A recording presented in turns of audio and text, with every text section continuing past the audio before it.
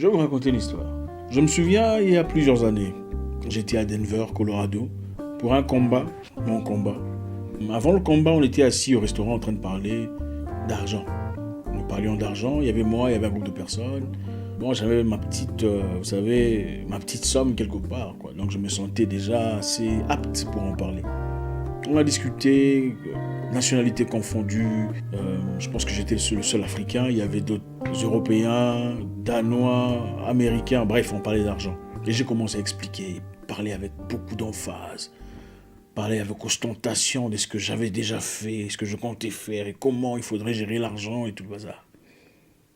Et à côté, il y avait un monsieur assis, un monsieur chétif, qui faisait partie du groupe. On discutait tous. Et j'ai parlé d'un truc, je ne sais plus exactement quoi. Et il a dit non, moi je ne pense pas que ce soit comme ça. Je pense que... J'ai dit non, mais c'est pas comme ça. Fanatique de sport de combat.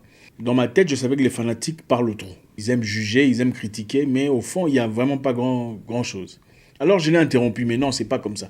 Il me dit, mais je pense que je voudrais, à propos de ce que tu as dit sur l'argent, enfin, vous savez, l'Africain, quand il a quelques... Voilà. J'ai commencé à expliquer. Vous voyez, quand j'ai commencé ici, j'ai aidé tel, d'ailleurs, j'ai été dans telle et telle situation, voilà comment je me suis... Enfin, bref, vous savez, l'affaire est passée, tout le monde m'écoutait, il était là, assis. Il était assis, presque muet, couvert de honte quand même. J'étais le boxeur qui avait interrompu son intervention. La nuit d'après, nous étions en réunion avec les organisateurs de l'événement. Et on était tous assis là. Et nous étions en attente de 2 personnes avant de commencer la réunion. Il s'agissait du directeur d'opération et d'un autre partenaire étranger qui venait de Singapour, que je ne connaissais pas. Ce partenaire étranger était à la tête d'une très grande entreprise là-bas, avec laquelle on était censé commencer à travailler en collaboration. 5 minutes d'attente, les 2 personnes sont rentrées. Il y avait un monsieur, Cor, et un autre monsieur qui était là. Et monsieur Cor, que je respecte beaucoup, le directeur d'opération de l'organisation avec laquelle j'étais signé, commence à présenter. Je vous présente monsieur Koui, je sais plus quoi là. Il est l'un des plus grands partenaires de l'entreprise dont on parlait. Une entreprise basée à Singapour, avec laquelle on était censé travailler. Une entreprise qui valait à l'époque $1 milliard. Et lui faisait partie des shareholders de cette entreprise. Vous voyez un peu où on va. Le monsieur que j'avais interrompu un jour avant, pendant la discussion sur l'argent. Le monsieur à qui je dis, attendez, c'est pas comme ça, vous savez, avec l'argent, si vous placez ça ici... Il était l'un des plus grands shareholders de la grande entreprise basée à Singapour qui valait à l'époque $1 milliard. Et il est resté muet, sans rien dire, en toute humilité, en train de m'écouter avec beaucoup d'attention et munitie. Chaque commentaire que je faisais, il faisait c'est vrai, waouh, et ça se passe où en Afrique? Ok, d'accord. Mais c'est très intéressant. Et je me souviens clairement parce que, vous savez, quand vous parlez qu'il y a une personne qui fait des commentaires ou une personne qui écoute attentivement, vous remarquez cette personne, n'est-ce pas? Je l'avais remarqué, parce que je l'avais interrompu, et deuxièmement, parce qu'il a commencé à agréer à tout ce que je disais. Et je me suis dit, voilà un autre gars qui a commencé fort, après lui avoir freiné, et finalement devenu mon étudiant. Mais en réalité, c'est moi qui parlais quelquefois des bêtises devant un vrai maître. Dans la vie, il ne faut jamais négliger les gens. Il ne faut jamais prétendre qu'on connaît. Il ne faut jamais croire qu'on a la connaissance, ou la notion infuse, ou l'intelligence illimitée. C'est la plus grande bêtise qu'une personne sage puisse faire. Peu importe où vous allez dans la vie. Vous pouvez trouver un petit, un jeune homme, une jeune femme, une personne moins âgée, moins saillante, qui puisse vous apprendre des choses. Il faut faire très attention. Aujourd'hui, le message est très simple, mes frères. Si vous allez quelque part, que vous trouvez des gens en train de parler d'un sujet que vous croyez connaître, il faut apprendre à fermer sa bouche. Il faut apprendre à rester calme et écouter. Faites un commentaire disant, vous parlez de quoi? Des caméras. J'adore les caméras. Fermez votre bouche, écoutez. Vous parlez de quoi? Des business. Je veux me la... Fermez votre bouche, écoutez. Nous, généralement, on aime trop parler, trop expliquer. D'ailleurs, moi aussi, j'ai fait ça. Moi aussi, j'avais essayé. Nous sommes partis en Tanzanie. Il faut savoir fermer sa bouche et écouter pour apprendre. Celui qui parle apprend très difficilement. Vous allez quelque part, vous trouvez une personne qui connaît mieux que vous. mais que vous n'appréciez pas nécessairement sur le plan physique ou social. Ça peut arriver. Vous voyez une personne élégante, intelligente, qui brille dans un domaine, mais que vous n'appréciez pas, que vous ne sentez pas. C'est des choses qui arrivent. Qu'est-ce que vous faites? Généralement, vous savez ce qu'on fait? On le repousse, on s'en écarte, on n'en veut pas. Ah, on n'aime pas son attitude. C'est une bêtise. Beaucoup vous diront, ah, je n'aime pas être hypocrite. Laissez-moi vous dire une chose. Ceux qui gagnent dans la vie savent comment faire usage de l'hypocrisie au moment nécessaire. Dans la vie, on ne gagne pas toujours dans la force. Les livres saints disent, quelque part, que celui qui gagne la course n'est pas toujours le plus habile, le plus athlétique. Celui qui gagne le combat n'est pas toujours le plus fort. C'est souvent le plus malin, le plus rusé. Pendant que nous grandissions, j'avais un ami qui n'était pas fort. En tout cas, dans un groupe de jeunes hommes, de jeunes garçons assez sportifs ou athlétiques, il était le moins fort, le moins saillant. Mais ce garçon-là commençait à nous guider, sans qu'on s'en rende compte. Il nous disait, tu vois celui-là, il a dit ça. Maintenant, toi, il faut faire ça. Il va chez l'autre, tu vois celui-là. Quand tu es parti, il a dit ça. Maintenant, toi, il faut faire ça. En fin de compte, moi, j'ai commencé à l'aimer parce que je pensais que c'était mon meilleur ami. Il voulait mes intérêts. Les autres ont commencé à l'aimer parce qu'ils pensaient qu'il venait leur raconter ce que moi je disais sur les autres. Finalement, c'était lui qui était au-dessus. Il bénéficiait de moi, des avantages que je lui apportais. À l'époque, ma mère avait une boulangerie. On vendait du pain, tout ça. Donc, tout le monde nous connaissait dans le quartier. Et donc voilà, je lui fournissais du pain gratuit et tout le bazar. L'autre garçon, chez eux, on vendait de la charcuterie. Et lui fournissait de la charcuterie. Et chaque jour, il avait du pain et de la charcuterie.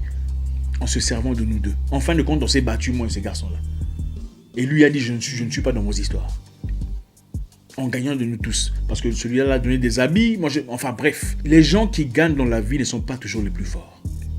Il faut apprendre à faire usage de son intelligence, de sa ruse, pour avancer dans la vie. Vous pouvez aller travailler pour quelqu'un très impoli, très insolent et persister. Je connais une histoire d'une femme en Europe qui, après avoir été criée dessus par son boss, elle travaillait dans un salon de coiffure, dans un pays où elle ne connaissait pas la langue. Après avoir été criée dessus par son boss 2 ou 3 fois, elle a dit « Ah, moi, il ne faut pas me parler comme ça. C'est quoi ça? C'est devenu quoi? Vous pensez que quoi ?» Elle est partie, sans papier, sans appartement, sans domicile, irrégulier, dans les rues. Pourquoi? Parce que son orgueil était trop grand. Tu ne connais pas comment on fait? Disons que tu pouvais quand même faire les cheveux et les ongles et ne pas connaître la langue, on peut comprendre. La langue, tu ne connais pas. Les cheveux, tu ne sais pas comment on fait. Les ongles non plus. Mais tu boudes, tu dis pourquoi on t'écrit dessus. Quelquefois, il faut savoir tolérer, accepter, se taire pour comprendre, acquérir de la connaissance. Quelqu'un d'intelligent me disait, on ne critique pas celui qui connaît mieux que toi. Il faut savoir fermer sa bouche, faire semblant. Avant de commencer à combattre quelqu'un qui connaît mieux que toi, apprends d'abord ce qu'il connaît que toi, tu ne connais pas. Chez nous, on dit, on ne menace pas la seule personne qui sait réparer le courant dans le quartier. Vous comprenez ce que ça veut dire? En Afrique, généralement, il y a des quartiers, il y a coupure de courant, et puis voilà, il faut faire appel à une personne qui peut-être travaille à l'entreprise de courant, ou enfin bref, qui s'y connaît, qui puisse réparer. On ne menace pas la seule personne capable de réparer le courant. Sinon, vous allez dormir dans le noir. C'est exactement ça. Le message d'aujourd'hui est très simple. Il faut savoir contrôler ses émotions. Vous ne rencontrerez pas toujours des gens que vous aimez totalement dans la vie. D'ailleurs, rarement on rencontre des gens qu'on aime totalement dans la vie. Très rarement. La plupart des gens qui ont des choses à vous offrir auront aussi des défauts qui viennent avec. Il faut faire avec. La plupart des gens qui sont bien établis, qui peuvent vous ouvrir des portes, ne seront pas toujours les plus agréables avec. Quelquefois, il faut frapper 7 fois, 8 fois, 9 fois. Ah, il me boude, je m'en vais. Tu vas souffrir. Ma personnalité, quelle personnalité? Dans la fin. La personnalité avec 30 € en banque. Quelle personnalité? Il faut savoir s'humilier, écouter, apprendre, frapper, aller doucement, jusqu'à ce que vous ayez la connaissance. Quand vous avez les données, la connaissance, alors là, vous pouvez dire, bon, là, je ne suis pas d'accord. Quelquefois dans la vie, même si vous n'êtes pas d'accord, il faut se taire pour ne pas perdre votre opportunité. Je connais quelqu'un qui a été révoqué de son boulot pour avoir résisté à son supérieur. Il avait raison, oui. Le processus du supérieur n'était pas correct. Tout à fait correct. Mais le fait d'avoir dit, c'est pas comme ça qu'on a appris. Le monsieur l'a pris personnellement. C'est vrai, ce n'est pas de sa faute. C'est peut-être la faute du monsieur, c'est vrai. Mais nous ne vivons pas dans un monde parfait. Les gens ont des insuffisances, des imperfections, même vos supérieurs. Quand vous venez surplomber sur eux, vous vous attendez à quoi? Je viens te corriger, tu es mon supérieur, mais je connais mieux que toi. On te chasse avec ta connaissance. Tu vas là-bas au coin, recommence à zéro. Faisons usage d'intelligence. Il y a une personne que je suis sur Internet. C'est un raciste. C'est un blanc, un anglais, super raciste, mais très intelligent. quand il sort des choses, à part le racisme, c'est extraordinaire. Je le dis sans honte. Je le suis. Mais je sais qu'il est raciste. Le fait qu'il soit raciste ne m'empêche pas de suivre son côté intelligent. Parce que j'apprends beaucoup de choses de lui aussi. Quand on vous donne du poisson, comme en Afrique, qu'est-ce que vous en faites? Vous mangez la chair et jetez les arêtes. Vous ne dites pas, ah non, ces poissons a des arêtes, je n'en veux pas. Vous mourrez de faim. C'est ça l'émotion. Il faut savoir réfléchir par rapport à ses avantages et mettre de côté ses émotions. C'est ça le haut niveau de l'intelligence. Dans la vie, tout ne se gagne pas dans la force. Et moi, je ne veux pas. Tu vas souffrir. Et je l'ai écrit, il n'a pas répondu. Tu vas souffrir. Si c'est toi qui cherches, tu vas souffrir. À moins que ce soit ton pote à qui tu as écrit et n'a pas répondu. À moins que ce soit ton congénère, ton collègue de classe à qui tu écris et ne répond pas, on peut comprendre. Vous cherchez une opportunité auprès d'une personne. Vous écrivez et ne vous répond pas. Vous voulez bouder. C'est vous qui allez souffrir. Lui n'a pas besoin de vous. C'est vous qui avez besoin de lui. Vous approchez d'une personne célèbre ou connue ou saillant ou imposant ou une personne affirmée dont vous avez besoin. Il ne vous répond pas comme vous l'aurez souhaité. Vous boudez. C'est vous qui avez un problème. Il n'a pas besoin de vous. Il peut vivre sans vous. C'est vous qui venez vers lui. Faites semblant. Acceptez le coup. Des fois, il faut accepter. Dans des moments nécessaires, il faut savoir accepter. Quand vous avez ce que vous cherchez, alors là, vous avancez. La vie n'a pas de formule exacte. La vie a des principes qu'il faut respecter. Des principes sans lesquels on ne va nulle part. Aujourd'hui, j'espère que quelqu'un a compris quelque chose quelque part. Vous êtes intelligent, fort, on le sait. Mais savoir se simplifier la vie, savoir jouer avec les émotions des gens, c'est aussi une autre forme d'intelligence. Mon nom est Isaac Mwikassa, le guerrier noir, votre frère.